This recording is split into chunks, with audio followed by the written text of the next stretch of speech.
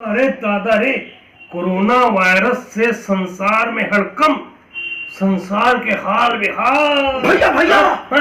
अरे कहीं सुने हंस कहा रे? Bit bit bit bit bit bit कहा रे? हमर देश के प्रधान का चेता है तेला का चेता है रे? सबला चेताए हे प्रधान जी। अब कोरोना से रहो सावधान जी। ये बात सबला चेताए हे प्रधान जी, कोरोना से रहो सावधान जी। हाथ ला घेरी बेरी साबुन से धोना है, घर से बाहर कोनोला नहीं होना है, और दिन 21 घर में बिताना है। न कहूँ चो आना है, न कहूँ चो जाना है। ऐसे चेताए हे प्रधान जी, नहीं ते धोखा में जाही परान जी, नहीं ते फोकट में जाही परान जी।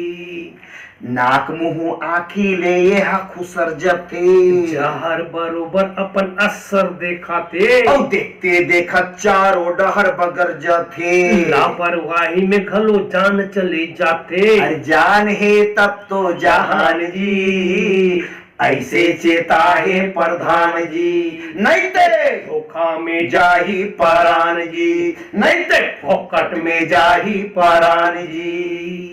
मुंह मा उर्माल बांधे बांधे आना जाना है, चीन पहचान से घलो हाथ नहीं मिलाना है, और जय जोहार से कामला चलाना है, और मिलजुल के सब जन कोरोना ला भगाना है, और घर में रहना ही समाधान जी।